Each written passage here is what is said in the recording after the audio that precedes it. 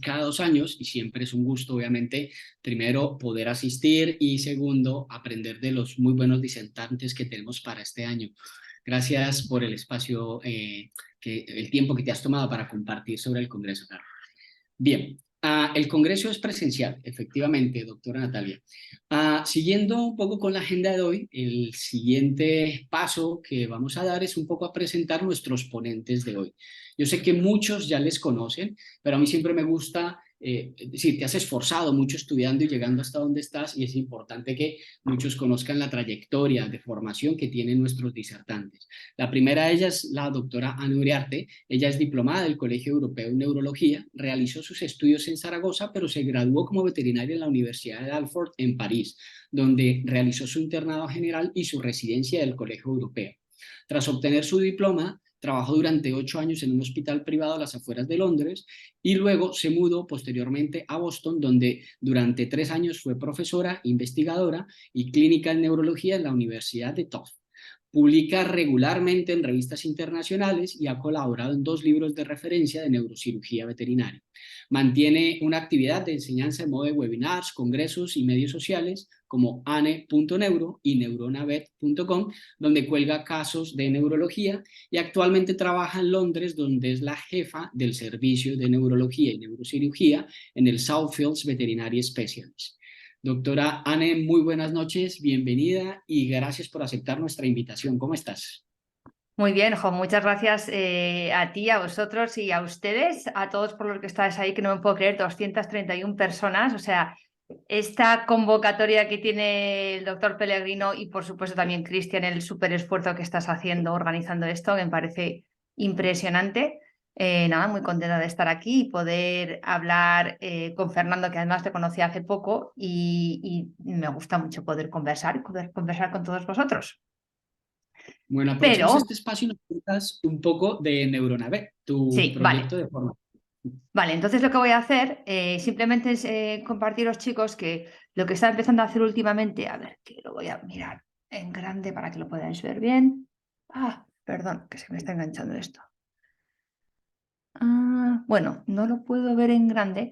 Básicamente, lo que he hecho es un poco como los casos que voy poniendo en Instagram, los he decidido poner en una website, ¿vale? Entonces tenéis una website que está completamente en español, ¿vale? En lo que vamos a dividir un poco entre casos clínicos, alguna revisión bibliográfica y también clases magistrales.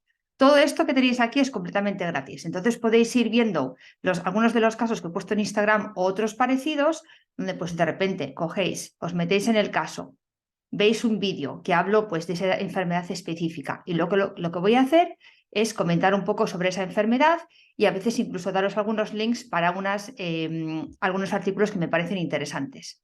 Otra cosa muy buena que me parece a mí que tiene esta website son los podcasts.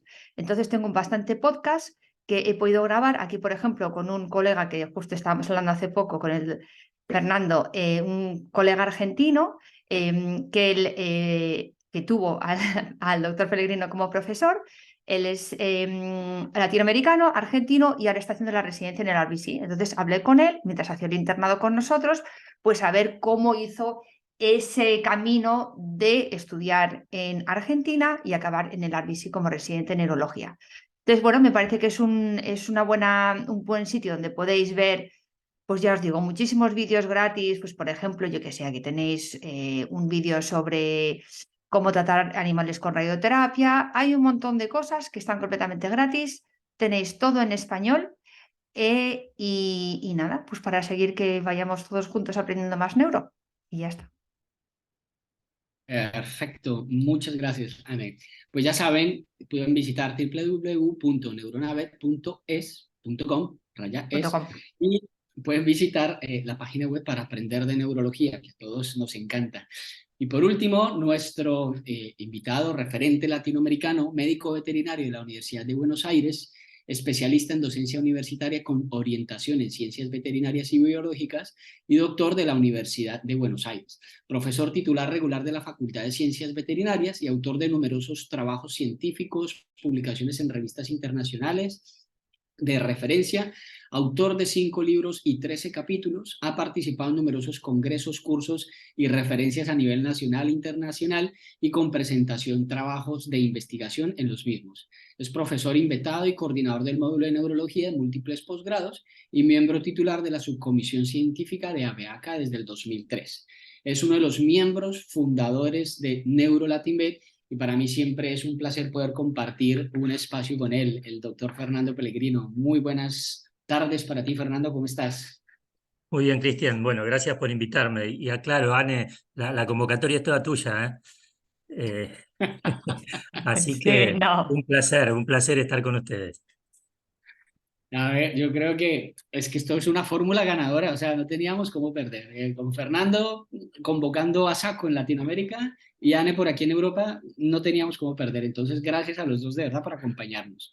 De verdad que tenemos mucha gente de España y eso, pues muy probablemente lo damos al trabajo del equipo de Biocam, que hablaremos con ellos ahorita, y a Anne. Bueno, ahora sí, el tema que nos atañe hoy, hablemos de epilepsia. Entonces, la dinámica va a ser la siguiente. Vamos a hacer una serie de preguntas y nuestros dos invitados van a darnos sus conceptos, su experiencia o a compartir, digamos, un poco en ese sentido lo que ellos hacen normalmente con casos epilépticos. Entonces, siempre, obviamente, cuando das una conferencia de epilepsia, lo primero que haces es hablar del International Veterinary Epilepsy Task Force, porque es lo que actualmente sigue un poco rigiendo el proceder de la mayoría de los médicos veterinarios y de quienes se dedican a la neurología. Entonces, con respecto a este consenso que se publicó en el 2015, primero, Fernando, nos haces un pequeño recorderis de cómo clasificaban la epilepsia en este consenso y qué crees tú que debería cambiar con respecto a lo que probablemente ya sabemos durante estos 8 años que han pasado desde aquel consenso. Bueno, eh, el consenso mantuvo básicamente una clasificación tradicional, ¿no? Incorporando la epilepsia idiopática, la estructural y dividiendo la idiopática en 3 grupos que a mí me parece que se va a tener que revisar en algún momento porque tienden más a la confusión que a la clarificación. Eh, Hoy en día podemos hablar de epilepsia genética y no idiopática genética porque en algunos tipos de epilepsias hay pruebas genéticas moleculares. Hablar de epilepsia idiopática sospechada en base a la prevalencia me parece que es medio delicado porque lo estamos viendo cada vez más y comprobando cada vez que hacemos trabajos retrospectivos que la distribución epidemiológica de la epilepsia es regional y varía mucho de acuerdo a la popularidad de las razas en cada región, de modo que sospechar de una epilepsia genética por la prevalencia de una determinada raza en Europa, cuando en Argentina, por ejemplo, hay muy pocas o no hay, y las pocos que hay no tienen epilepsia, tiende más a la confusión que a otra cosa. En ese sentido, creo que vamos a tener que avanzar un poco más en un trabajo por grupos de razas. Hay una investigación relativamente reciente donde agrupan a las razas por acervo genético en base a un teórico ancestro común, y eso me parece mucho más útil para modelos de cartografía genética para determinadas enfermedades. Y bueno, esa puede ser una alternativa para tratar de ver qué tienen que ver la prevalencia de determinadas razas en un país y de otras en otro. Pero me parece que la clasificación va a tener que ser al menos modificada ligeramente. Y con respecto a todo el marco general, me parece fundamental porque nos dio una herramienta de trabajo, nos dio un idioma común, pero creo que se tiene que actualizar, creo que hay mucho trabajo por hacer en la clasificación semiológica de las crisis, en la clasificación del tipo de epilepsia por tipo de crisis y no por etiología, o no solamente por etiología. En la respuesta al tratamiento, me parece que hay bastantes más variantes que las que menciona Ivette, y en el protocolo diagnóstico, me parece que teniendo en cuenta que son documentos internacionales de consenso, deberían ser más adaptables a todas las posibilidades regionales y hacer hincapié en la optimización de los métodos complementarios disponibles en cada lugar. Lo mismo para el tratamiento.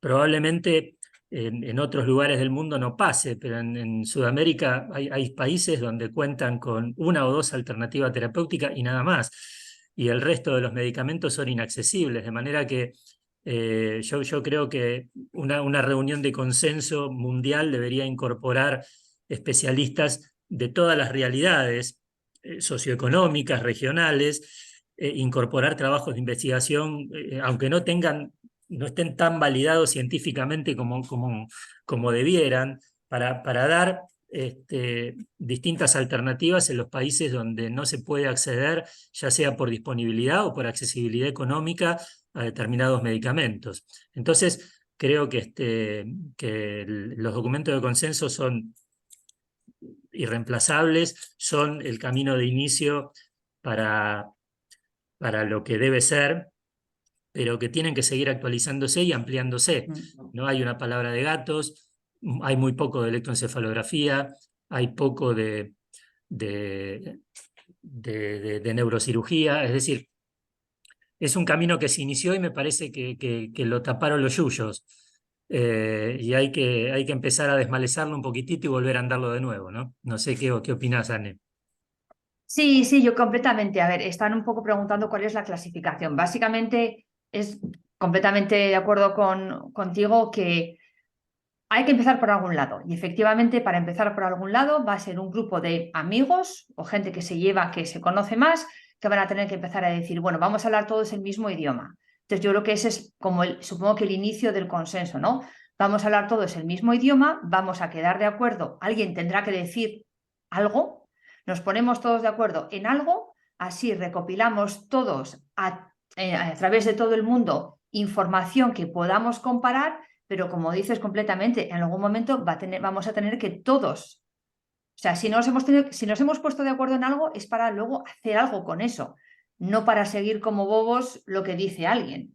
Yo entiendo que esa es la idea, ¿no? De, bueno, hacemos un poco de homogeneidad, pues lo llamamos idiopático, lo llamamos criptogénico, lo llamamos genético, lo llamamos secundaria o primaria o extracraneal o intracraneal. Hablamos el mismo idioma, pero luego efectivamente no puedes decir que es un International Task Force cuando solamente has cogido información de ciertos países de Estados Unidos y ciertos países de Europa. Eso es, bueno, sí es internacional, pero no es mundial.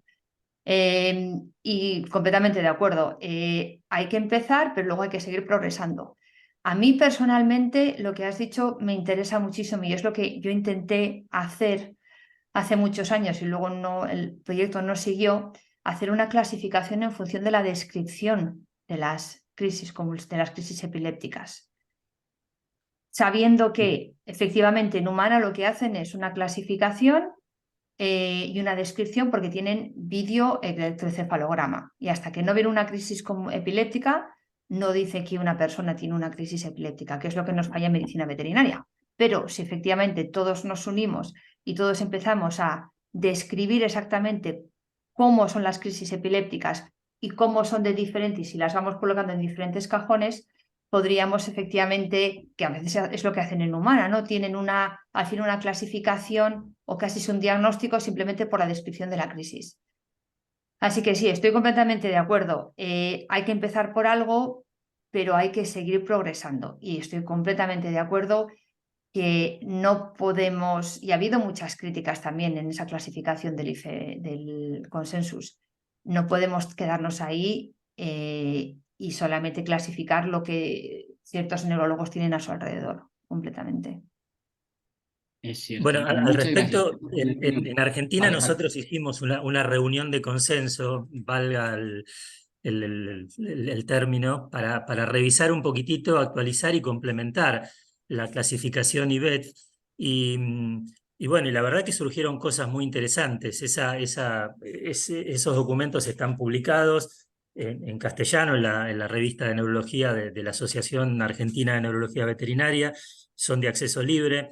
Y a mí me parece muy interesante que teniendo en cuenta que las metodologías más específicas como la electroencefalografía no están disponibles en todo el mundo, haya grupos de trabajo que, como decía Anne, puedan comprobar el sustrato eléctrico de determinados fenotipos clínicos que son verdaderos síndromes y que los que tienen el acceso a esa clasificación electroclínica lo transmitan para que el resto de la comunidad que no tiene acceso pueda identificar un tipo de epilepsia a partir del fenotipo clínico. Pero para eso tenemos que ajustar un poquitito la descripción de las crisis. No podemos decir, bueno, un caniche tiene una crisis focal motora, porque una crisis focal motora puede manifestarse de 20 maneras diferentes. Entonces, tenemos que empezar a precisar un poquitito mejor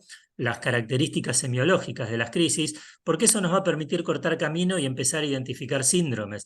En medicina humana hay más de 40 síndromes identificados y, como decía Anne, hay lugares en donde no tienen acceso ni a la electroencefalografía, mucho menos a la videoelectroencefalografía, pero acortan camino porque están muy bien descritos esos síndromes. Edad de inicio, relación con el sueño o el despertar, es decir, empezar a prestarle atención a algunas características clínicas que son relativamente sencillas de recoger en la anamnesis y que nos pueden permitir el acceso a una clasificación mucho más amplia y mucho más operativa, ¿no? Yo la idea que tuve, que al final luego no sé, mira, igual aquí entre todos que estamos ya 320 y pico personas juntas, igual a alguien se le ocurre la idea magnífica, pero yo es por eso que creé la aplicación de Canine Seizures, porque mi idea, yo lo que quería que fuera una aplicación que los dueños subieran los vídeos de sus perros. Me daba igual que no fuese una crisis epiléptica, lo que quería era tener miles y millones de vídeos para que pudiésemos, efectivamente, como dices, empezar a ver, ¿ves? Este grupo vamos empezando a reconocer estos patterns, empezamos a reconocer estos signos que se repiten mucho, porque como dices, la descripción que tenemos en el consenso de crisis generalizadas o crisis focales, o sea, es una descripción muy, muy, muy pequeñita. Y aparte que a mí, por ejemplo, también una cosa, no sé qué es lo que piensas tú, Fernando, sobre el tema de la consciencia, que el animal guarde la consciencia. Me parece imposible saber si el animal guarda la consciencia o no. Me parece muy difícil poder separar si es una crisis parcial o generalizada basado en que el animal tenga una conciencia alterada o no. Pero bueno, por algún sitio hay que empezar. Sí, es mucho más fácil decir que el animal está consciente que afirmar que no tiene, que tiene la conciencia alterada, ¿no? Por eso también la conciencia, nosotros propusimos hablar de estado de alerta alterado más que estado de conciencia, porque como decís vos, es muy difícil, pero hay que buscar las palabras adecuadas para ponerle nombre a lo que estamos viendo, que lo que nosotros describamos sea lo suficientemente descriptivo, valga la redundancia, como para que cuando yo digo, bueno, es una crisis tónica, distónica, con compromiso apendicular proximal, no sé, buscarle las palabras como para que el que escucha se esté imaginando la crisis con lo pueda ver, ¿verdad? Tenga esa... Exactamente. Sí. Y después cuando lo identifique en un paciente diga, uy, esto lo escuché en algún lado, me suena. Exacto, porque al final todos sabéis que cuando estáis preguntando, tenemos unas preguntas que siempre preguntamos a los padres de los perros, ¿verdad? Les decimos, primero, ¿qué estaba haciendo el perro antes de que tuviese esta crisis? ¿Qué es lo que está haciendo? ¿Ha orinado, ha defecado, ha salivado? ¿Cuánto tiempo ha durado? ¿Cuántas veces al día lo ha tenido? ¿Lo puede provocar? ¿Lo puede parar? Sabemos que hay una serie de preguntas muy simples que a veces nos ayudan a diferenciar algo que podría ser un movimiento, un desorden del movimiento o una crisis epiléptica. Pero ahí nos quedamos. Es verdad que no solemos decir, vale, tiene, porque que digamos a unos dueños que tiene un síntoma psicomotor o tenga una miotonía, una mioclonia, o sea, tenemos que describir precisamente qué es lo que está haciendo para que el dueño lo pueda reconocer y eso es lo que nos falta. Sí, totalmente. Totalmente. Bueno, pero creo que estamos en camino. Somos muchos los que pensamos igual. La cuestión es ponernos a trabajar en conjunto, ¿no? No solamente expresar el pensamiento, sino formar grupos de consenso. Lo que hicimos en Argentina la idea es que se replique al menos en Latinoamérica, y que después lo podamos mostrar, y bueno, tal vez Ivette lo tomará, tal vez no, pero por lo menos bloques regionales donde tenemos razas parecidas, donde tenemos metodologías de trabajo parecidas, bueno, que empecemos a incorporar este tipo de protocolos. Yo creo que hoy en día, así como hoy en día nadie duda cuándo empezar a medicar un epiléptico, no debe dejar ninguna duda cuál es la anamnesis que se le debe hacer a un paciente potencialmente con epilepsia. Entonces, hay algunos ítems que no se pueden dejar de preguntar. Y también es importante que los veterinarios clínicos empiecen a incorporar determinada terminología. A mí me llama poderosamente la atención que en general los clínicos no tienen dificultad en clasificar un soplo, por ejemplo, pero no dejan de llamar convulsión a todo lo que se cae al piso más o menos duro. O sea, para ellos todo lo que se cae al piso es una convulsión. Y son incapaces de discriminar entre una crisis focal, una crisis, siguen hablando de convulsiones parciales. Bueno, creo que tenemos que empezar a hacer un poco más fina la terminología, porque en definitiva los epilépticos, igual que las enfermedades de disco, son comida para el médico clínico. Son pacientes muy frecuentes, no pueden Sí, darse el lujo de ignorar la o estar neurología. subinformados con respecto a esto, ¿no?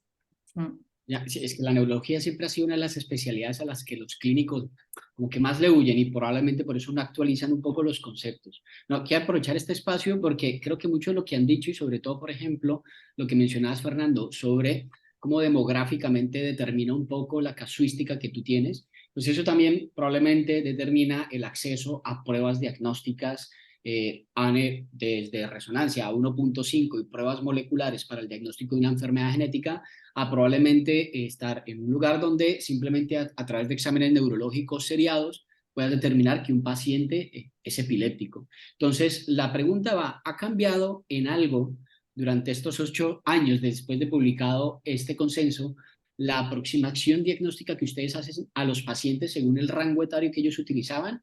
Menores de 6 meses, vamos por este lado. De 1 a 6 años, vamos por este lado. Más de 6 años, vamos a cambiar un poco por este lado la aproximación diagnóstica. O sigue siendo la misma básicamente y está supeditada a lo que ustedes tienen a la mano para trabajar. Yo el aborde realmente antes y después del consenso para mí ha sido lo mismo. Sabemos que llevábamos tiempo sabiendo que para tener una epilepsia idiopática, es decir, que no tenemos una alteración estructural en el cerebro, sino pensamos que tenemos un desequilibrio entre los neurotransmisores excitadores e inhibidores, el animal, algunos artículos dicen entre 6 meses y 6 años, otro entre 5 años y 5 meses y 5 años. Esa es la parte o la edad más frecuente en la que vamos a tener crisis epilépticas generalizadas o focales, y vamos a tener un examen neurológico normal que interictal, es decir, una vez que ya el animal ha pasado su postictus, esa parte en la que pueden estar un poco alterados, tenemos un examen neurológico normal. Algunos artículos decían que necesitabas esperar como un año entero con examen neurológico normal sin que progrese el examen neuro, porque las crisis epilépticas sabemos que pueden ser en racimo, focales, muy frecuentes, poco frecuentes, da igual, de todos los colores, pero que tenemos que tener un examen neurológico normal al menos durante un año y que ahí ya podrías decir efectivamente es una epilepsia idiopática. Pero yo lo hacía exactamente igual hace 8 años que lo hago ahora. Dependía de ese examen neurológico normal, desde cuánto tiempo tenía las crisis epilépticas y yo podía asegurarme que no había una progresión, la edad que tenía el animal y de las capacidades económicas de los dueños si podían hacer exámenes complementarios o no. Ahí ahora lo hago exactamente igual. Yo sé que cuando entran en esa epidemiología, en esa edad con examen neuro normal interictal, sé que lo más probable es que sea epilepsia idiopática. Y efectivamente que en Europa, por ejemplo, sabemos que un Golden Retriever pues va a tener bastantes más fichas de que sea una epilepsia idiopática. Pero para mí personalmente no me ha cambiado absolutamente nada, ¿no? Perfecto. ¿Y tú qué opinas, Fernando? Sí, yo coincido con Anne. Tal vez esa pregunta habría que hacérsela a los clínicos, porque el que esté especializado en esto hace más de 10 años sabe que el 20% de sus pacientes son epilépticos y es difícil que no conozcamos el protocolo de abordaje de un paciente epiléptico. De manera que yo coincido, no ha cambiado mucho. Lo que yo agregaría y haría hincapié, especialmente para los clínicos, es que ese rango etario no tiene que ser tomado a rajatabla, porque no es lo mismo atender un perro que debuta con convulsiones mestizo de 2 años a un pug o a un maltés o a un Yorkshire Terrier. Entonces, así como un perro que debuta con crisis generalizadas con más de 6, 7 años, el protocolo indica que si se puede hay que hacer una resonancia magnética, un animal que tiene una fuerte tendencia a tener enfermedades específicas de raza, bueno, también habría que apuntarle los cañones a diagnosticar esas enfermedades y dejar la epilepsia idiopática a un costadito hasta que se demuestre lo contrario, ¿no? Entonces, ese rango etario es útil, pero haciendo la aclaración, que no vale para cualquier tipo de raza, ¿no? Ya sabemos que cuando entra un bulldog francés, no sé, un pug, un Yorkshire, un caniche joven que empieza con crisis generalizadas o con crisis focales, bueno, la epilepsia idiopática está en el diagnóstico diferencial, pero no está a la cabeza, sino que hay que empezar a descartar una serie de cosas. Entonces, por eso digo, creo que el protocolo de trabajo es muy útil, pero tiene que ser elástico, tiene que ser flexible. Esos 3 niveles de diagnóstico, aunque no lo dice explícitamente en ningún lado, sugieren una cierta jerarquía, ¿no es cierto? Como que el nivel 1 no sirve para nada o sirve para poco y el nivel 3 es lo más. Y de pronto nosotros sabemos que No, aplicando los ya. 3 niveles, a veces estamos como cuando llegamos de España, Sí. sin ningún tipo de información adicional. Entonces, hay que apoyarse mucho en la clínica, que en definitiva es lo que todos los médicos del mundo tenemos a nuestra disposición, y en las características de Ya. reseña y de anamnesis. Ya, yo también lo que añadiría es que también, claro, a ver, yo me quedé impresionada cuando vi las charlas por primera vez del doctor Pellegrino en Colombia, porque yo sé bueno, que en Argentina no hay las mismas posibilidades de hacer tantas resonancias como hacemos, por ejemplo, en Inglaterra. Y estuvimos hablando luego y yo decía, jo, pero ¿y consigues hacer necropsia a todos estos animales? Tal cual me decías, bueno, pues no siempre. Pero yo me quedé impresionada porque o sea, la experiencia, por supuesto, que tú tienes sin haber tenido resonancia, o sea, veo que me parece que compartimos completamente la misma experiencia de los detalles de la clínica con y sin resonancia. ¿Por qué? Por los millones y millones, por supuesto, de casos que has visto y por la experiencia que tienes como clínico. Pero no todo el mundo tiene tanta experiencia como tú. ¿Me estás diciendo viejo Entonces, quizás? no, pero yo sí que es verdad que, claro, a veces nosotros nos acostumbramos un poco, nos olvidamos un poco de la experiencia que tenemos, nos olvidamos un poco de la cantidad de casos que hemos visto. Y es verdad que muchas veces, por ejemplo, yo entiendo que decimos, bueno, no, es que efectivamente pues tenemos un examen neurológico, ¿no?, que nos respalda. Sabemos que estamos seguros de nuestro examen neurológico, estamos seguros de esa información clínica que hemos recogido y yo estoy 100% de acuerdo que eso es lo más importante y eso es lo que al final, da igual que hayas tenido miles de resonancias o no, al final de tu carrera, si eres un buen clínico, tienes esa información, porque ser un buen clínico no, o sea, es lo que mejora a cualquier test diagnóstico.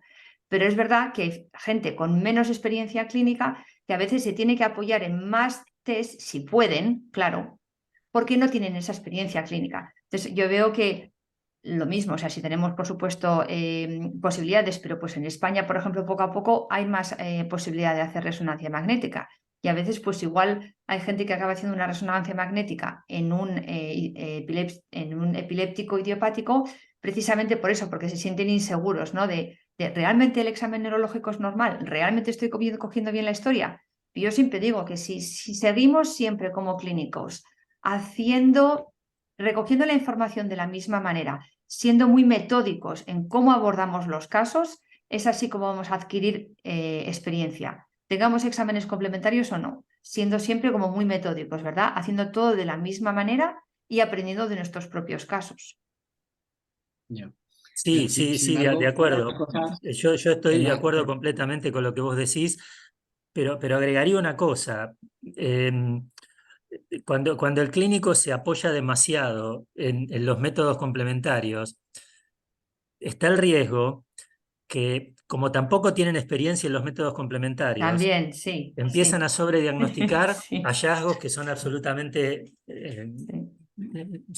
digamos, casuales o asociados a alguna anomalía asintomática y demás. Entonces, vos empezás a ver que los clínicos generales empiezan a hacer mucha resonancia magnética y empiezan a sobrediagnosticar Chiari, hidrocefalia, Sí, sí, y otro sí. tipo de cosas que en realidad, bueno, por eso digo que el concepto que yo siempre le quiero transmitir al clínico general es que, por supuesto, que cuando hay un método complementario hay que usarlo y no quiero subvaluar la utilidad de las resonancias magnéticas, al contrario, pero es muy importante que aprendan a interpretarlas y que si no pueden aprender a interpretarlas, que tengan un buen criterio clínico, Sí, sí, porque el sí. criterio clínico, repito esto, es lo que nosotros tenemos y nos adiestramos en esto, estudiamos esto y es lo que tenemos que seguir perfeccionando porque es lo que nos va a permitir desempeñarnos mejor y hacer una diferencia más allá de la disponibilidad o accesibilidad a los métodos complementarios, ¿no? Porque muchas veces se apoyan más en los métodos complementarios que en la clínica y Mm. terminan pidiendo a ver qué encuentran, no Sí, sí, pidiendo sí, completamente. para Sí, sí. confirmar lo que sospechan. exacto. Aprovechemos, miren, varios están preguntando un poco porque sí que lo discutían ustedes ahorita, existe una pequeña línea que a veces cuesta saber para diferenciar entre cuando una crisis es epiléptica o otro tipo de crisis. Hay unas que son muy obvias y que los clínicos ni siquiera diferencian, pero hay otras que cuestan. Entonces, ¿cuáles serían esos pequeños tips o descriptores que ustedes utilizarían para que los que hacen clínica, incluso neurología, pueden diferenciar entre una crisis disquinésica, un trastorno del movimiento y una crisis epiléptica, que de momento creo yo son como las dos principales que todavía pueden llegar a tener problema para diferenciarse? Una crisis narcoléptica, catapléxica, vestibular, todas este tipo, pues probablemente ya los que estén aquí, que hacen neuro, las puedan diferenciar, pero entre los trastornos del movimiento y estas crisis focales, ¿qué tips daríamos para que puedan diferenciarse una de la otra, epiléptica o no? Yo le dejo primero a Fernando que me enseñe y luego yo y luego sigo. Bueno, algo mencionaste, Anne, hace un ratito, ¿no? Si la crisis está provocada por algo en particular, si el animal puede ser manipulado durante la crisis, lo pueden sacar con algún estímulo de algún tipo, la duración, el momento del día, si siempre sistemáticamente se repite en un determinado momento, en una determinada situación, este, si hay signos autonómicos o no hay signos autonómicos, si hay alteración del estado de alerta, y insisto, no quiero hablar de la conciencia porque la conciencia es complicada.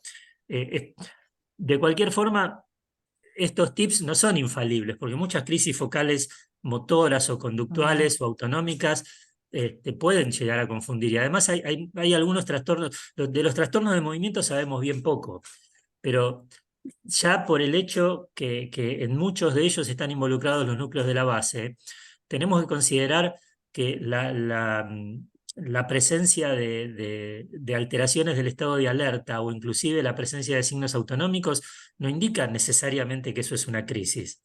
Mm. A mí me ha tocado ver algunas distonías con estado de conciencia alterado o estado de alerta alterado y signos autonómicos.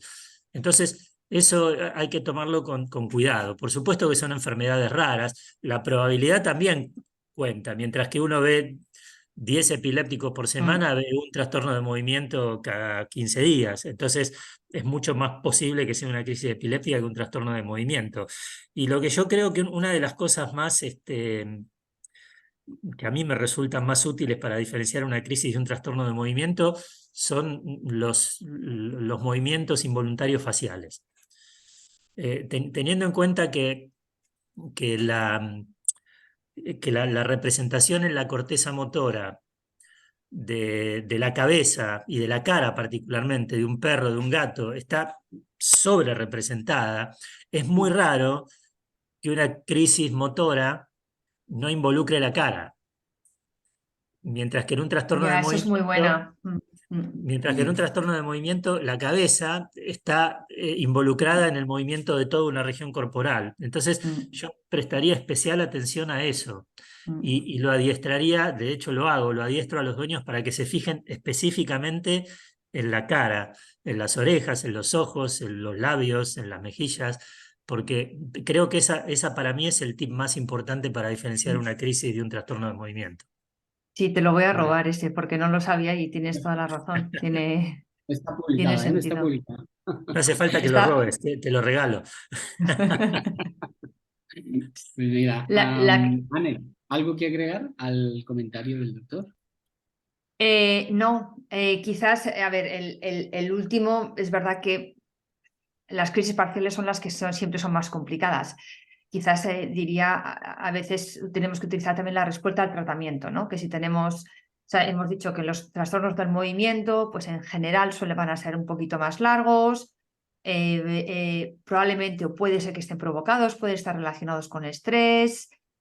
Muchas veces los animales están intentando andar, están intentando hacer un movimiento y es cuando están mostrando estas anormalidades, lo que hemos dicho, quizás no va a afectar tanto la cara, puede que tengan síntomas autonómicos, pero es quizás un poquito menos frecuente, y no van a responder a tratamientos antiepilépticos. Entonces, quizás en ciertos casos podríamos también utilizar un tratamiento y ver si hay una respuesta. Probablemente será una crisis epiléptica. Pero yo es verdad que mis residentes todos están viendo trastornos del movimiento, pero no los ven. Lo que pasa es que ahora todo el mundo está diagnosticando crisis epilépticas, trastornos del movimiento. Las crisis epilépticas siguen siendo la presentación neurológica más común. Entonces hay que acordarse de eso, sí. Ahora existen, digamos, nuevos signos como parte de estas crisis focales que se han descrito el lamido en algunas razas, como por ejemplo el Yorkie, que ocurre muy frecuente, o incluso el bostezo. ¿Sí? Estos dos Mm, elementos que mm. recientemente se publicaron en un artículo, ¿lo han visto ustedes en su práctica? Sí, Eh, totalmente. y yo no me he fijado tanto, o sea, lo he visto, pero no puedo decir que digo, sí, lo había visto ya. No. Porque sí Sí, que lo no que pasa es estaba... que también, especialmente el lamido y demás, hay que tener cuidado con eso, ¿no? Porque es lo que decía Anne, alguien publica algo y ya todo lo que se lame es una crisis focal o todo lo que bosteza deja de ser sueño para ser una crisis. Hay que tener cuidado y ubicarlo en todo el contexto, ¿no? Porque un animal que tiene un sarro dentario o enfermedad periodontal también ¿no? Está haciendo chasquidos todo el tiempo, relamiéndose, igual que el que tiene mucho pelo y hace dermatitis por contacto o dermatitis del pliegue. Entonces, hay que evaluar cada signo clínico en todo el contexto del cuadro clínico, ¿no? No olvidarse que el cerebro viene adentro de un perro. Mm. Hablaríamos un poco de ese signo probablemente presente durante la crisis, así como los movimientos faciales, ¿sabes? Y no sé qué opinas, este es un concepto que a mí, digamos, un poco en lo que vi en la práctica, me parecía que también solía ser un poco más frecuente cuando veía pacientes con epilepsia, que este patrón que tenía de ser más o menos con una periodicidad más o menos estable, que ocurría Mm. cada 2, cada 3 semanas, y también muchas veces en horas de reposo, cuando el paciente estaba en reposo. Eso solía ser un poco más frecuente en el paciente epiléptico que en el paciente del Ujú. trastorno del movimiento. No sé qué experiencia tengan ustedes o si comparten la misma opinión. Mm. Sí, se supone que algunos, depende también, claro, es que ponemos todos en el mismo saco, ¿no? Todos los trastornos de movimiento, pero ciertos de ellos pueden estar relacionados efectivamente al estrés. Y luego, como David estaba comentando ahí en el chat, que es verdad que es súper importante en crisis generalizadas, puede ser que tengamos esa zona de ese tiempo de postictal, ¿no? En que el animal efectivamente está normal. En el trastorno del movimiento no solemos ver eso. Pero aquí quizás, David, estamos hablando un poquito más de esos más difíciles que son los parciales y los desórdenes del movimiento, porque es verdad que en las crisis parciales no solemos reconocer tanto esa fase postictal. Entonces es un poquito más difícil. Pero sí, que estén relajados. Pero claro, en las crisis parciales a mí también me ha tocado un poco, o sea, en cualquier momento del día, ¿no? Las generalizadas un poquito más, efectivamente, cuando se despiertan no están relajados. Pero las parciales a veces son un poquito, hacen lo que les da la gana. Sí, y además en una parcial es más difícil que el tutor lo identifique de noche, Sí. porque está durmiendo. Es más fácil que identifique una generalizada porque se le mueve la cama, el perro se hace un ruido bárbaro, que cuando tiene una focal, esa puede pasar absolutamente desapercibida. Es verdad que la relación con el sueño, con el despertar, es algo que ve uno muy frecuentemente en cualquier tipo de epilepsia motora, generalizado o focal, pero, pero sí puede aparecer en cualquier momento del día. Y yo rescato lo que decía Anne. A ver, vos nos preguntás si parece que nosotros tuviéramos la llave del conocimiento para diferenciar una crisis de un trastorno de movimiento y en realidad son tips, pero nos cuesta tanto, o quizá un poco menos, pero nos cuesta tanto como cualquier otro y yo revalido la respuesta a la terapia. ¿eh? Es absolutamente Perfecto. válido esa herramienta, ver si responde o no responde al tratamiento. También teniendo en cuenta que algunos trastornos de movimiento pueden responder a los anticonvulsivantes, pero la mayoría no. Entonces, O se pueden ir y no era de respuesta al tratamiento, ¿no? También porque tienen este comportamiento algunos de wax and wane, desaparecen de repente y dices, va, responde al tratamiento y resulta que pues era un trastorno del movimiento que tenía este comportamiento insidioso y ya está. Entonces, sí, complejo. Pero mira, para no meternos más en los tips, sigamos con el siguiente punto del conversatorio y es aprovechando un poco, digamos, la diferencia que tenemos en cuanto a las razas que probablemente trate cada uno. Y en ese sentido también puede estar supeditada la diferencia que pueden tener ustedes en términos de la presentación entre epilepsia estructural e idiopática. Más o menos qué es lo que ustedes ven en caninos y felinos en cada uno de sus entornos.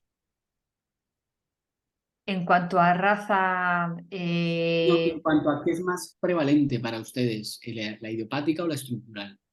ya, pero esto en mi caso, por ejemplo, es un poquito más frecuente quizás la estructural porque pues nosotros en Inglaterra solamente vemos casos referidos por un veterinario generalista. No tenemos gente que viene directamente a vernos. Entonces, los casos quizás de idiopático, algunos se quedan en el veterinario referente porque están confortables y no hace falta referirlos.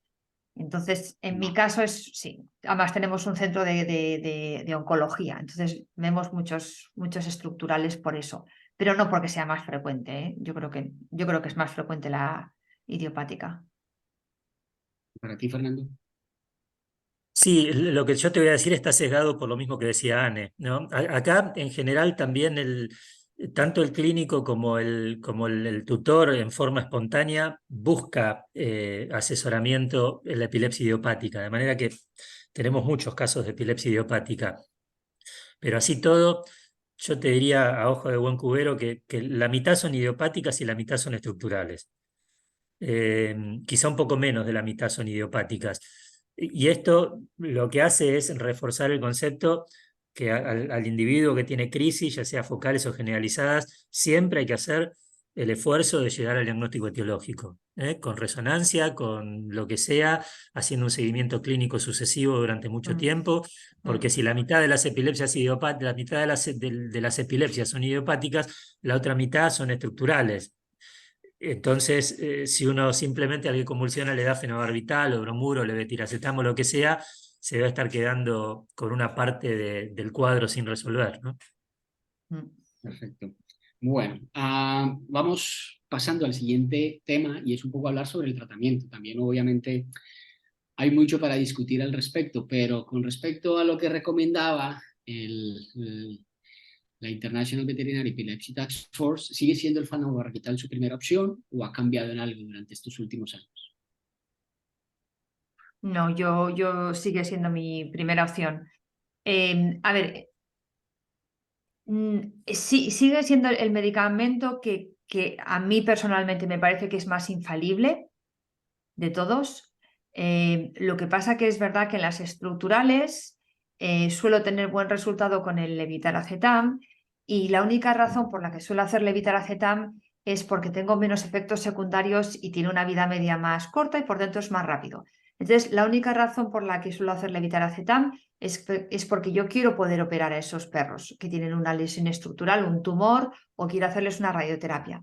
Entonces, es verdad que por mucho que les explique los efectos secundarios del fenobarbital a los dueños, que yo siempre os digo, las crisis, o sea, las consultas de epilepsia tienen que ser las más largas, porque es donde tenemos que, primero, preguntar mucho sobre la historia clínica y luego todavía estar más tiempo preparando a los padres para lo que les viene encima, para que estén preparados, porque si no les preparamos, si no les ponemos meta, van a acabar eutanasiando al animal porque piensan que su calidad de vida no merece la pena. Entonces, súper importante pasar ese tiempo. Entonces, por mucho que le explique los efectos secundarios del fenobarbital, una vez que les dices que su perro tiene un tumor del cerebro, ya no escuchan nada más y todo lo que vean en el perro van a pensar que es secundario al tumor del cerebro. Entonces he tenido malas experiencias de dueños que han eutanasiado el perro en 2 días porque no querían creerse que la ataxia o que estar un poco dormido era secundaria a la medicación y no me ha dado tiempo a tratar ese tumor cerebral.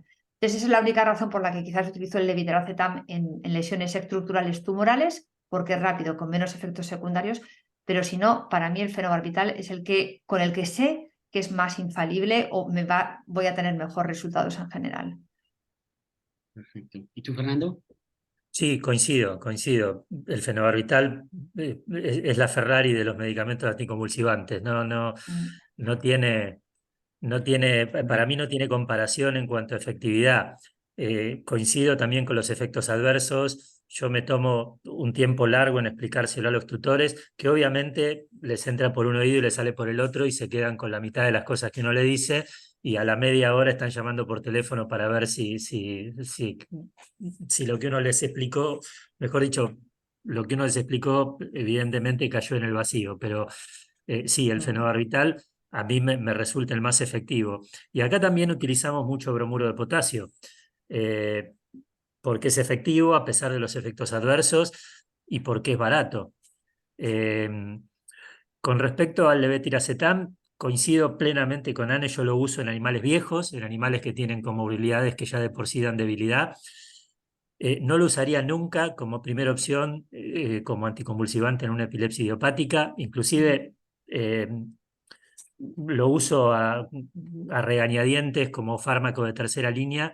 Yo realmente aquí lo que me gustaría es compartir con todo el auditorio algunas dudas que yo tengo con respecto a los medicamentos anticonvulsivantes.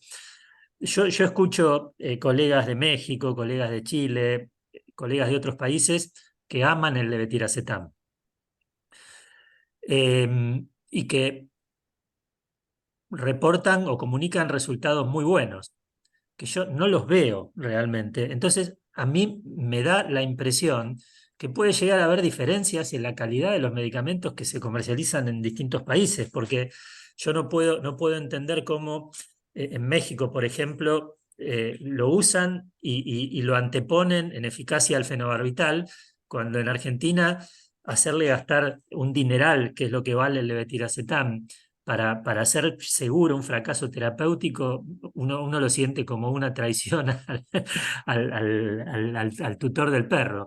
Entonces, a mí particularmente como fármaco de tercera línea me da mucho más efectividad la sonizamida que el levetiracetam. Y me gusta más, a pesar que tiene un poco más de efectos adversos. Yo del levetiracetam rescato eso, los escasos efectos adversos y casi que nada más. Pero sin Ya. embargo, no puedo dejar de reconocer que muchos colegas no es que lo prefieren, lo aman. Y cuando uno Mm. critica el levetiracetam, bueno, se A mí enoja. me gusta, a mí también me gusta. Yo tengo también buenos resultados con él. Mm. Pues fíjate, Pero a ti también, Cristiano, no. sí, no, es que te iba a compartir que cada uno tiene como su razón para usar el levetiracetam.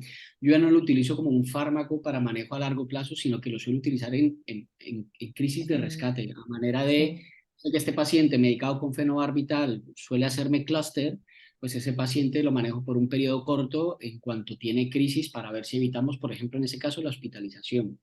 Mm. Me pasa igual que Fernando, no tuve muy buenas experiencias con cuando lo añadía como fármaco de segunda o tercera línea, porque en Colombia tenemos problemas, es que a veces está el fenobarbital y a veces no se consigue. Entonces, cuando tenías esta problemática, te pegabas del bromuro y te tocaba tirar de segunda línea el levetiracetam, pero la verdad es que nunca tuve muy buena respuesta, sobre todo en esos refractarios, ¿sí?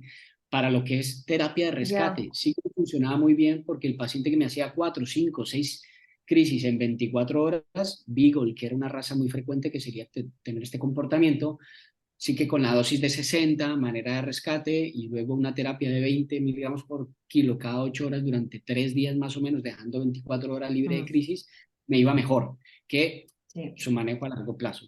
Pero mira que quería aprovechar esto porque varias personas han comenzado a usar estos fármacos que no son de administración a largo plazo, como la gabapentina, la pregabalina, el levetiracetam, como para iniciar el tratamiento mientras lo ve un neurólogo o mientras saben que tiene el paciente.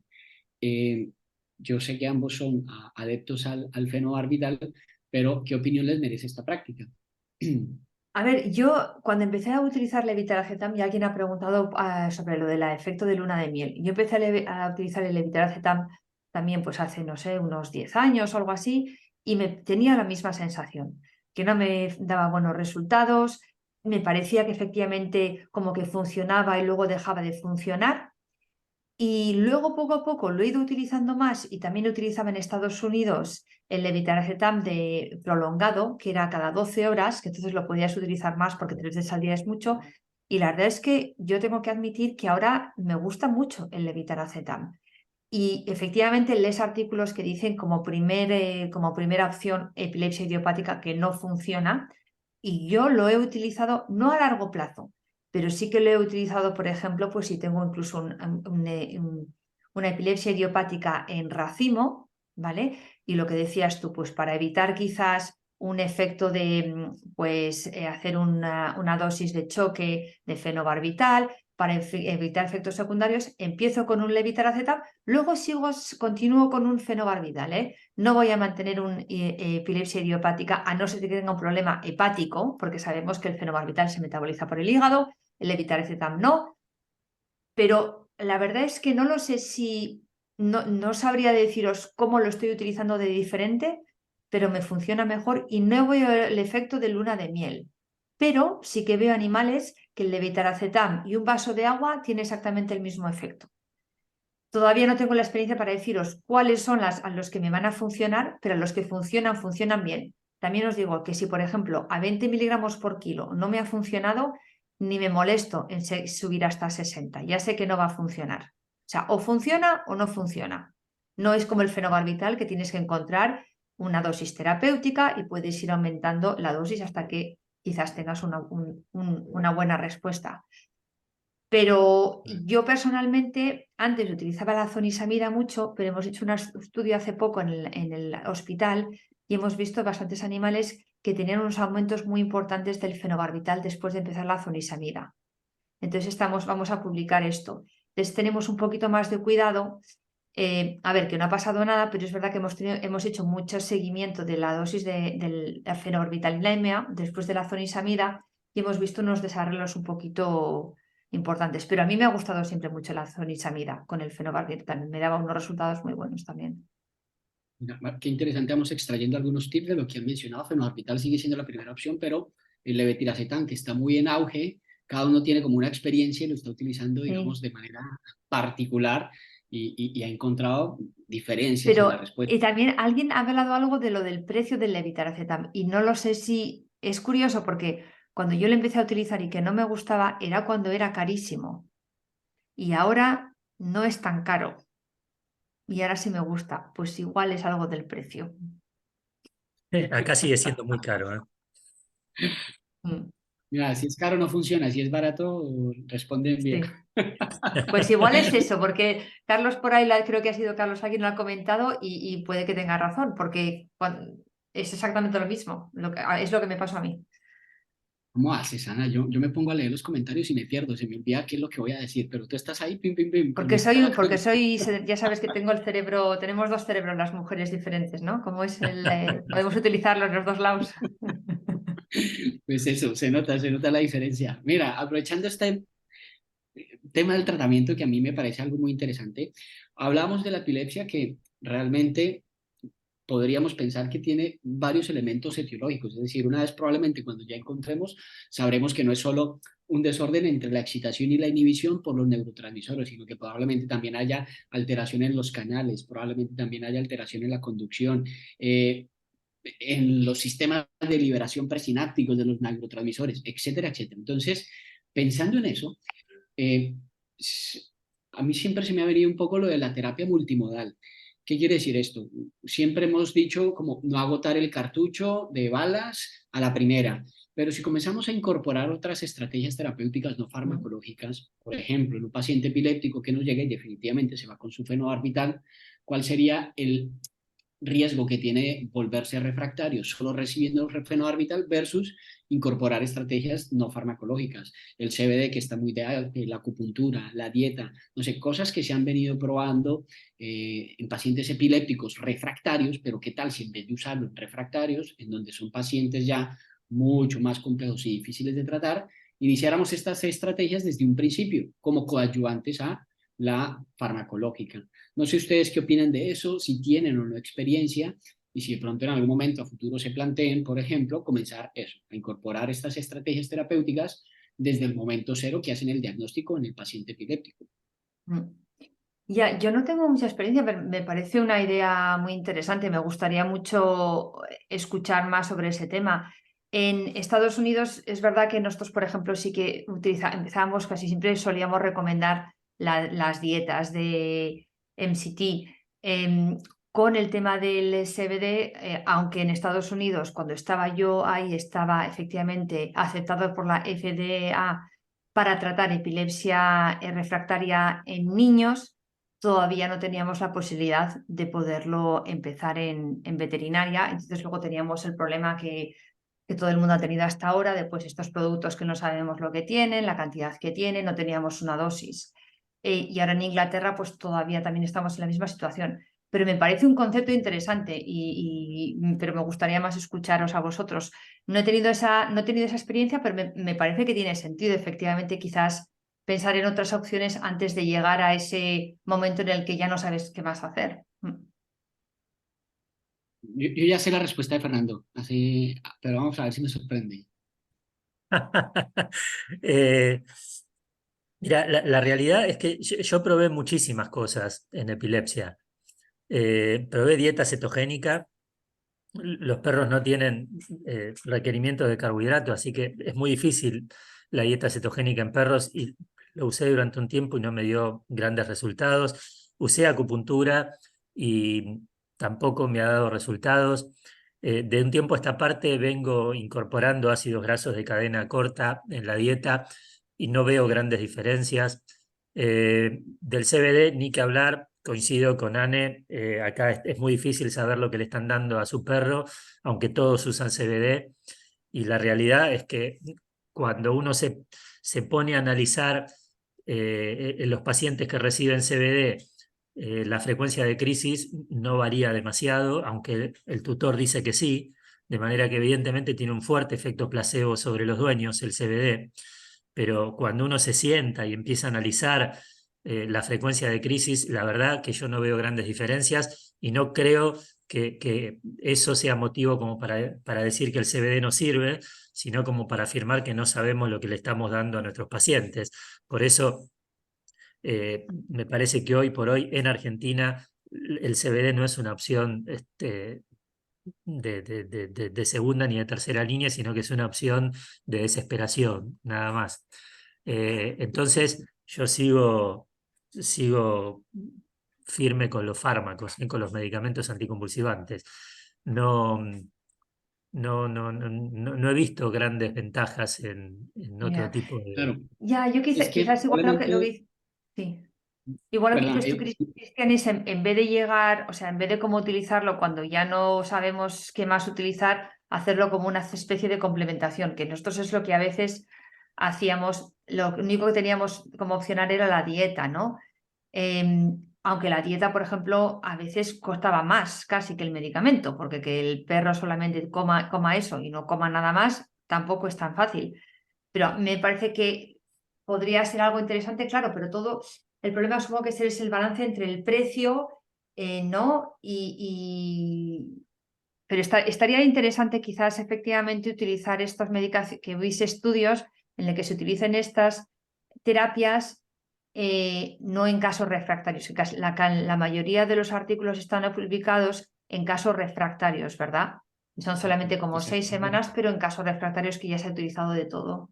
Mm. Es un poco lo que decía, que creo que Fernando ha malinterpretado el concepto que yo estoy hablando de la terapia multimodal, y es precisamente no pensando en el paciente refractario, porque es que a veces en el refractario no te funciona ni el Ya, fármaco. ya, Entonces, ya. pero si a estos pacientes los coges desde el momento cero del diagnóstico de la epilepsia, ¿qué posibilidad hay de que con un tratamiento coadyuvante, con CBD, con dieta, yo en la cabeza más de estos dos, probablemente no, acupuntura, por ahí hay uno que otro estudio, pero también la respuesta es muy variable, creo yo, con este tipo de tratamientos, pero por lo menos la dieta, sabes cómo funciona, qué efecto ejerce, y lo mismo el CBD, por lo menos cada vez hay más estudios del sistema cannabinoide en los perros y demás. Entonces, por lo menos son dos alternativas de las cuales ya cada vez hay más información, pero si, claro, tú las vas a usar en un paciente refractario, las respuestas que vamos a tener es lo que se ha publicado, menos del 33%, etcétera, etcétera, aunque eso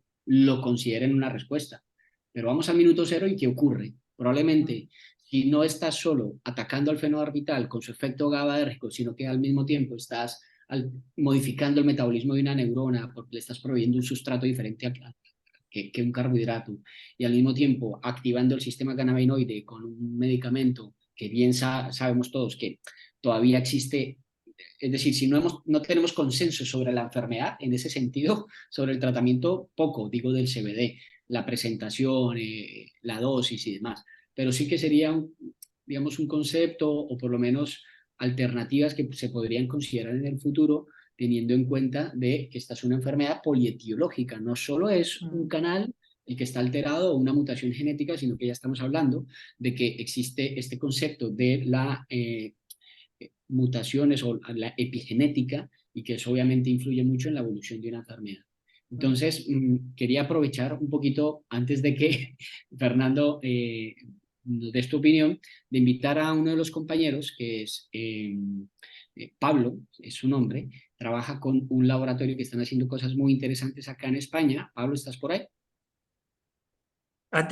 Déjame decir una cosa, Mira, dile que porque me apareció. lo que decís es muy interesante. Sí, yo te malinterpreté. Y al respecto, me viene a la cabeza, yo en un trabajo que publicamos en 2011, si mal no recuerdo, a mí hubo un dato que me sorprendió, y es que los epilépticos que reciben monoterapia de primera línea, es decir, los medicados por primera vez, independientemente de con qué los medique, no estamos hablando de medicaciones alternativas, sino que de fármacos. Eh, yo antes usaba mucho fenobarbital, bromuro y gabapentin, sencillamente porque en aquella época todavía no estaba el levetiracetam, no había sonizamida, y conseguir otros fármacos eran carísimos. Entonces, usando esos tres fármacos como monoterapia de primera línea, el bromuro para los casos en los que había trastornos hepáticos, y el gabapentin en los casos en que el perro no toleraba ni el fenobarbital ni el bromuro por los efectos adversos. Hubo un dato que me llamó poderosamente la atención, y es que la efectividad es exactamente la misma para cualquiera de los tres fármacos cuando los utilizás como Por monoterapia de primera primera vez. línea. Mm. Entonces, a mí no me llamaría la atención que cualquier tratamiento que utilices como terapia de primera línea dé un muy buen resultado. Y más teniendo en cuenta que son pocos los epilépticos, pocos, no son pocos, pero la mayoría de los epilépticos responden a la monoterapia de primera línea. Entonces, no me resultaría extraño que cualquier otro tratamiento también diera resultado, aún sin medicamentos. Después, bueno, ahí empiezan a jugar otros asuntos como el costo, ¿no? Eh, Acá el cannabidiol, o lo que se vende como cannabidiol, es caro también. Resulta mucho más barato un fenobarbital. Y los efectos adversos, en definitiva, sobre el hígado son semejantes. de manera que también en eso me deberían convencer con el cannabidiol. Pero ahora que nombras eso, me vino a la cabeza este dato. Por eso creo que es interesante y en el documento de consenso argentino nosotros lo ponemos.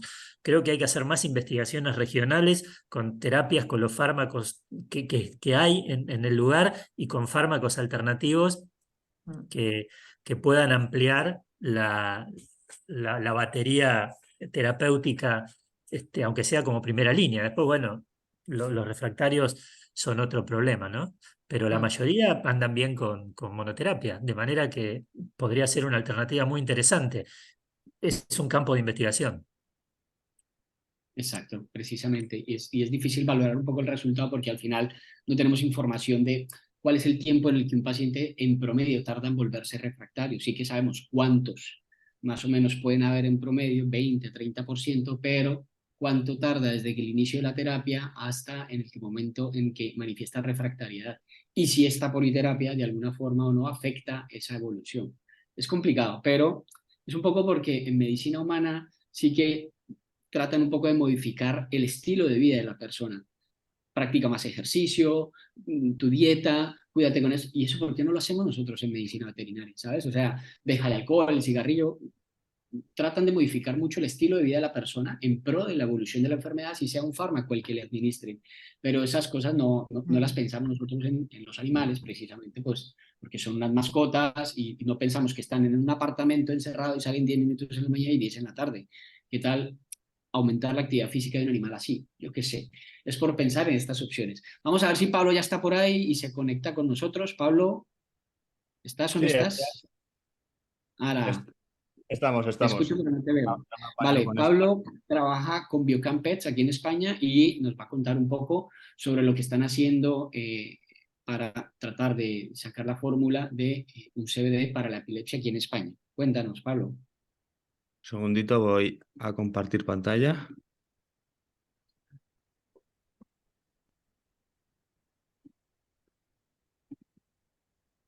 ¿Veis mi pantalla? ¿Ven la imagen? Todavía no, se ve negro. Pero yo creo que está en Espera, proceso. espera un segundito. Vale, de momento les voy contando las preguntas que están haciendo y los comentarios, algunos los podemos leer y estaban incluidos dentro de el conversatorio, pero claro, si nos ponemos a responder las preguntas de las casi 300 personas que tenemos conectados, no acabamos nunca el conversatorio, pero la mayoría de ellas se fueron abordando durante la discusión del tema central de hoy, la epilepsia. Hola, Carlos. A ver, ¿quién está saludando, Ana? A Carlos Cifuentes, que ha comentado que están haciendo en Colombia los estudios de CBD, CBDA, THC, THCA. Mira. Pues a ver si en algún momento, sería muy interesante, Carlos, ya que los estás haciendo desde el minuto cero, a ver qué tal. Y creo que nuestros compañeros de Becan aquí también están tratando de empezar a hacer estudios. Ahora sí, cuéntanos. Ya lo vemos, Pablo. Bueno, hola, muchas gracias por la presentación, Cristian. Yo soy Pablo Alamán, responsable técnico de Biocan. Somos un laboratorio nuevo, español, llevamos 1 año y medio de trayectoria y estamos especializados pues, en fitoterapia y sobre todo en cannabis medicinal para mascota. Tenemos una trayectoria de la mano de nuestros socios inversores, Canexis Pharma, que son especialistas en extracciones de cannabis en Suiza, y High Society, que son distribuidores de cannabis medicinal en Francia. Pero bueno, vamos a lo que os iba a contar. En las próximas semanas sacaremos una tintura de CBD, la llamaremos cannabidiol con el juego de palabras, como podéis ver. Esta tintura la haremos con una extracción de Full Spectrum, que como ya sabéis contiene todos los fitocannabinoides, y la haremos en MCT Oil, recordando lo que habéis comentado antes de la dieta cetogénica, que está estudiada también en pacientes con epilepsia, aunque es cierto que hay muy pocos estudios que, aunque permitan confirmar que el abordaje nutricional de esta patología con la dieta cetogénica de verdad reduce el número de convulsiones, pero bueno, mientras tanto, parece que hay evidencia, nosotros lo incluimos. Esta tintura, como hemos dicho antes, estamos desarrollando un estudio con la Universidad de Zaragoza de la mano de la profesora diplomada Silvia García. En él haremos un estudio doble ciego. Por ahora hemos conseguido 5 participantes y en él pues iremos, como hemos dicho, observando cómo afecta la combinación del full spectrum enriquecido en este caso en CBDA, que es el cannabinoide precursor del CBD y CBD, y como he dicho, combinado con aceite de triglicéridos de cadena media. Si hay alguien interesado en participar en el estudio, siempre es interesante encontrar una mayor causística y, como he dicho, si hay alguien interesado que contacte con nosotros, que estaremos encantados de tener nuevos participantes.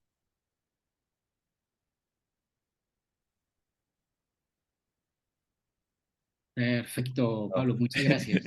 Eso era todo, más o menos.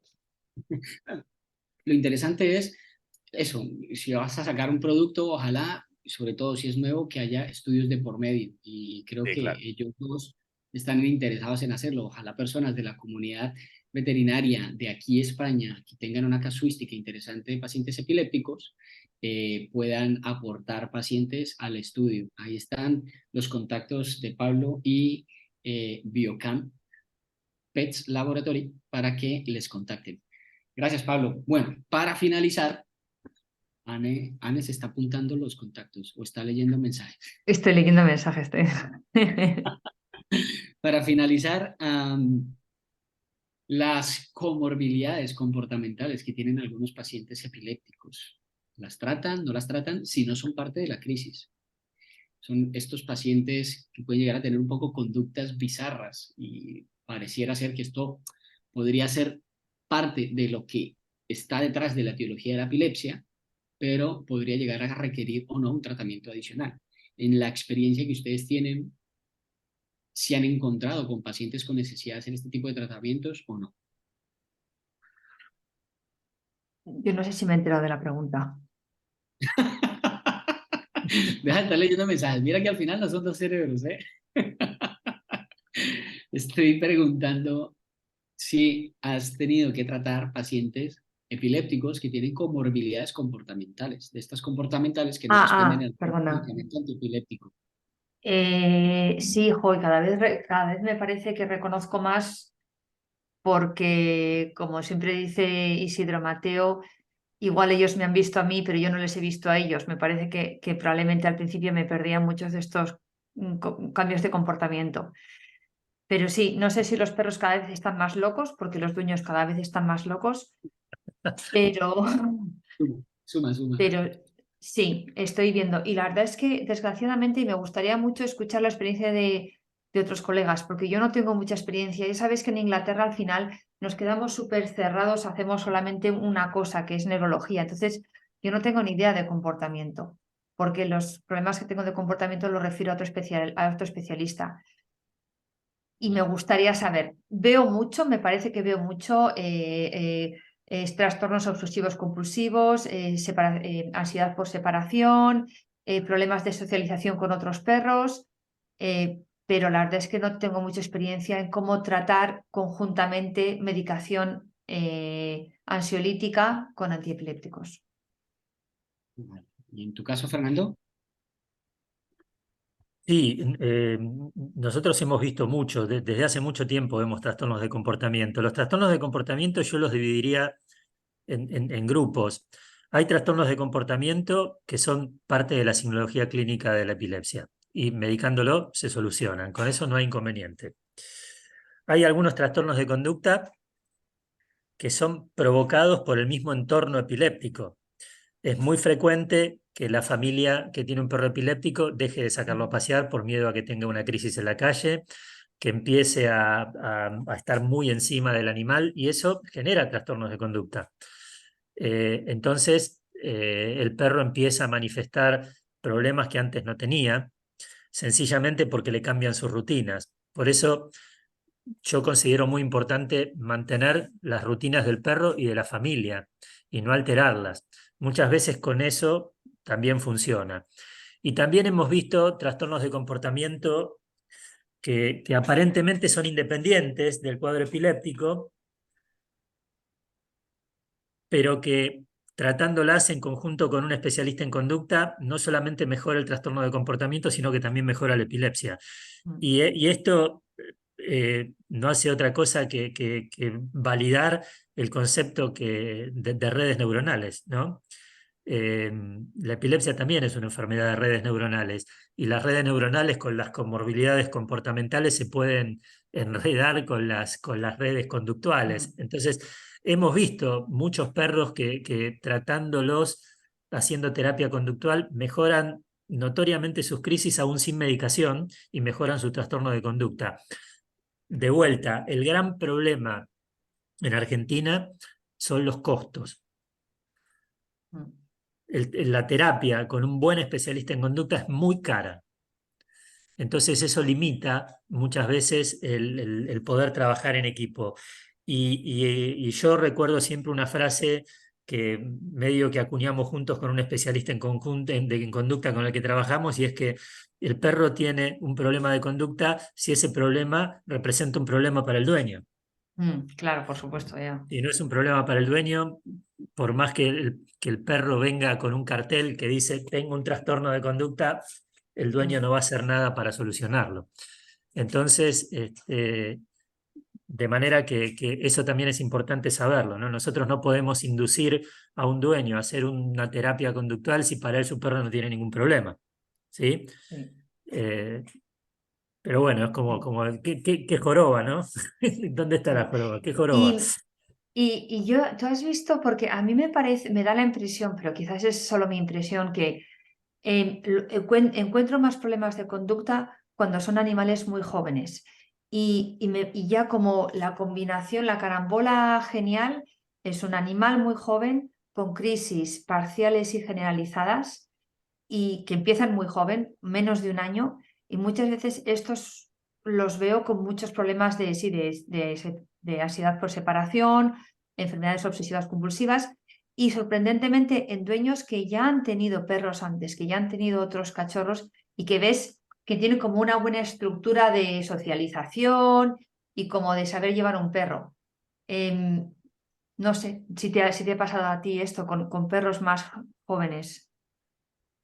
Sí, yo creo que es por eso, ¿no? Que es más fácil trazar una red neuronal patológica en un Claro. animal joven que en un animal más viejo que cuesta sacarlo de su rutina. Sí, yo soy un convencido que en el futuro el tratamiento de todas estas, no solo de la epilepsia y de los trastornos de conducta, sino que todas las enfermedades neurológicas van a ser el abordaje y la modificación de las redes neuronales, ¿no? Ya. Perfecto. Última preguntita para finalizar. En su experiencia, ¿cuál ha sido el tratamiento, o bueno, cuál ha sido la tasa más o menos de tratamiento exitoso, considerando exitoso un paciente al que le pueden retirar la medicación antiepiléptica? Y no pensando probablemente en estructural, porque probablemente muchos estructurales retiras el tumor o haces el tratamiento de la inflamatoria y puede llegar a pensar en retirar el antiepiléptico. Sin embargo, en idiopáticos, más o menos, ¿qué tasa de éxito en este sentido tienen ustedes? Yo creo que puedo contar con los dedos de una mano los animales que he podido parar la medicación, todos juntos, con estructural y sin estructural. Yo no me acuerdo muy poco de los nombres de los animales que he tratado, porque he tratado muchos, y casi que me puedo acordar del nombre de esos. A mí me pasa muy poco que tengo animales que puedo parar el tratamiento. Siempre voy a esperar como mínimo 6 meses sin que el animal presente crisis epilépticas, y entonces ahí quizás consideraría empezar a reducir y parar el tratamiento. Si no, en general, lo que suelo decir a los dueños que suele ser, por lo menos en mi experiencia, tratamiento de por vida. Perfecto. ¿Y tú, Fernando? Yo tengo algunas estadísticas para darte, Cristian. Yo comienzo a retirar la medicación dependiendo del dueño, qué tanto le crea al dueño. Cuando el perro está 1 año y medio a 2 años sin crisis, recién ahí empiezo a retirar la medicación. Y si bien no tengo estadísticas de todos los perros que he tratado, en un trabajo reciente, mira, sobre 258 perros, tengo una tasa de remisión del 6%. 6%. Que es mucho más baja, paradójicamente, en epilepsias focales que en epilepsias generalizadas. ¿Sí? ¿Por qué? Eso tiene su explicación. No es que las epilepsias focales sean más refractarias, eh, sino que a los dueños les preocupa mucho menos.